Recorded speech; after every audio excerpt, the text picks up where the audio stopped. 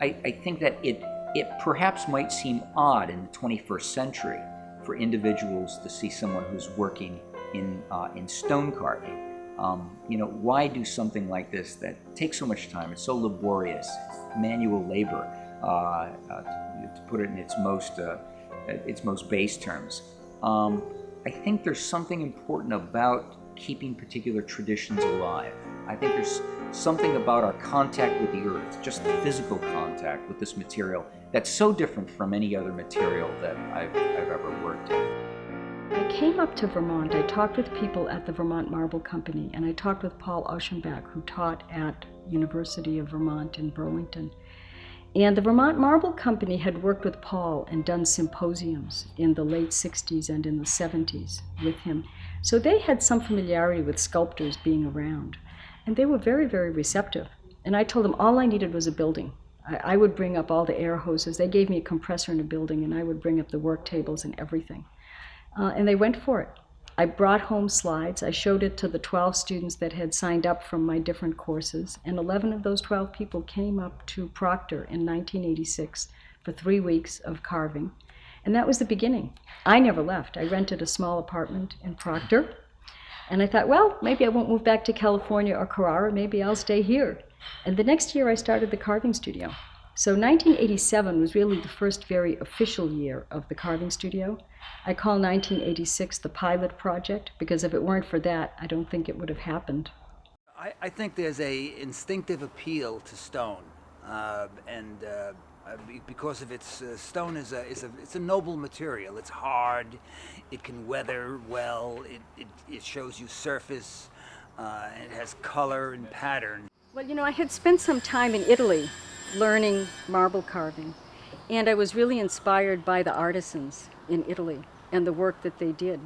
And I realized that there was no place like that in this country, and I always had a dream of starting something here. And the carving studio is that dream in action. That dream, yeah. You did a wonderful thing, because it gives us a lot of pleasure to come here and to carve year after year. And each time, naturally, I think that, from that nothing was created this wonderful place with all the people and instructions and producing of sculpture from stone. You can go around and see these big blocks of marble, and then something is created from them. Look like here. This was a very thin piece of marble, and now it's a saxophone player.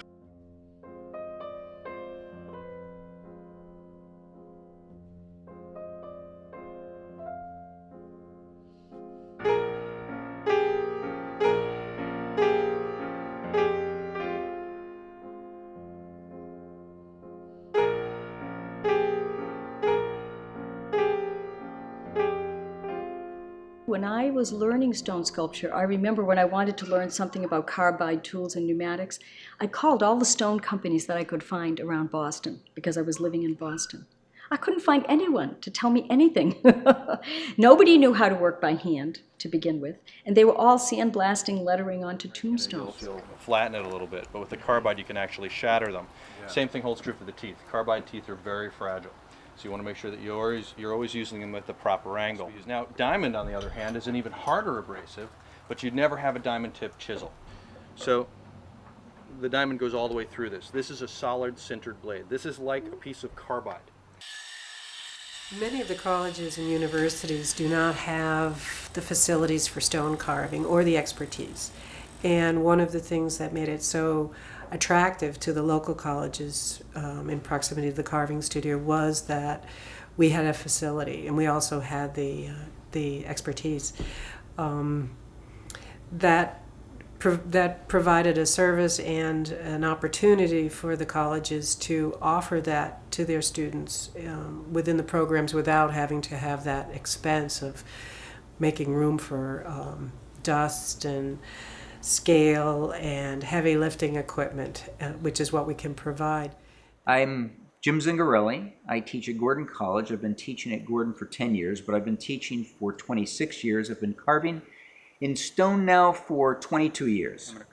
It's my primary material. I work in marble, I work in limestone, I work in granite, and I've worked in some softer stones like chlorite, steatite, and serpentine. Able to delineate now where that figure is in those two parts, you know, the torso and that head. So once you determine those two parts, then what you can do is, essentially what you're going to do is you're going to start it as a relief sculpture. Yeah.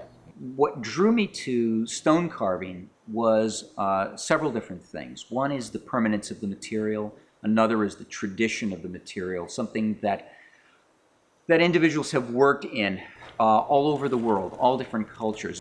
There's your center line. So what you can do is you can use the calipers to measure, you know, to both sides of that. We offer 8 residencies during the summer season. 5 of them are for Vermont artists in residence, and they're here for a week each. And they're working in a variety of different media. And the idea is that the people working in the workshops are able to sort of observe a little bit of what the artist is doing on their own. And also they get an opportunity to see the slide presentations. The international artists are here for a lot longer. They're here between 1 month and 2 months. And they're working on their own work in a unique setting, but they're also there to really get some concentrated work time.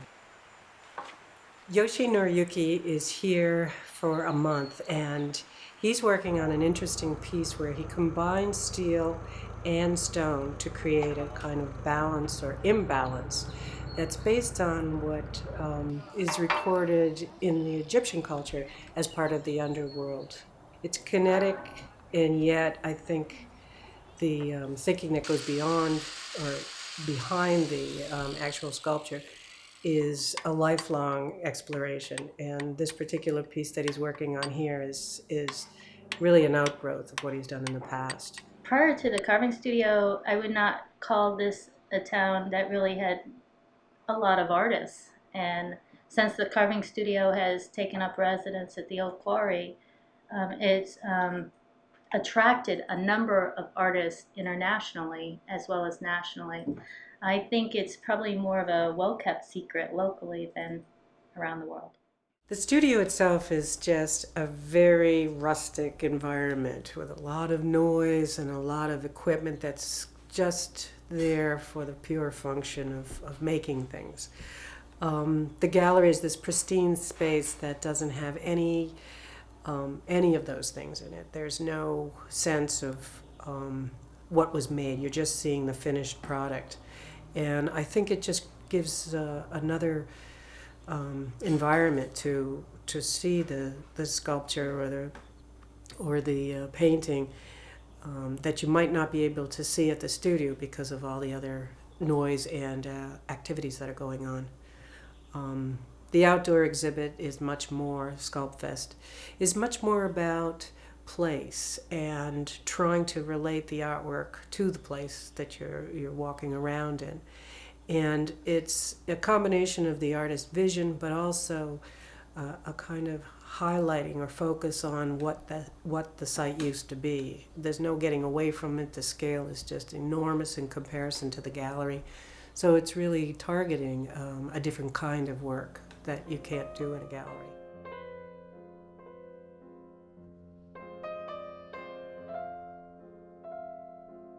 When you're in a situation like the carving studio and you're on this property where you have old steel pieces and you have lots of marble lying around and you have pieces of granite and you have raw stone and you have processed stone, I mean, there's no way that your creative imagination doesn't begin to play with the ways of putting that all together. I mean, I'm looking out and I see these wonderful wheels, you know, just sort of in back of you. Well, I've used a lot of wheels like that from Carrara and from Vermont in the sculptures. Do you know what I mean? It's like the creative imagination. You start taking in by osmosis what's around you.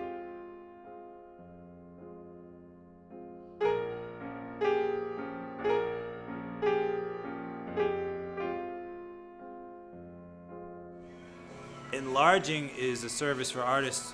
An artist gets a commission, they make a maquette. A maquette is a small version of the finished piece. So much like sedimentary rock. Glenn is wonderful. He is a great teacher, And he offers 5-day workshop in both mold making and in bronze casting, as well as iron casting, depending on the year. Primarily is reproduce artist work in bronze. So they'll bring me original work, and I'll take it all the way through the bronze process, all the way to finished patina and installation. This is 500 pounds of ingot bronze. This is silicon bronze. Silicon bronze is 95% copper, 4.5% silicon. This is what the metal is cast into. This is completely recyclable. It's silica. That's all it is. Different grades of silica. It's completely landfillable. And because I'm casting with silicon bronze, there's no fuming of lead, tin, or zinc in this. What's so wonderful about the workshops and the residencies and the exhibitions all at once, which is what we try to do during the summertime, is that you're getting these little samples. I mean, a lot of the participants are very skilled in one medium or another, but they're just taking a particular course to get a little bit more experience. When there's an exhibition down the street or outside, there's that opportunity during the workshop to be able to exchange ideas and thoughts about the exhibition. Same thing with the residencies. We had a woman from Kenya last summer, and the dialogue that started between the participants and that artist in residence was just inspiring for everybody who was able to be there. Nothing is quite the same as working with the substance of the earth, because I think it's working with a material in which we have a kinship to. It's the dust of the earth. And so in some ways I feel tied to this material. It's almost a physical and spiritual tie that I have to this material that's different from any other material I work with.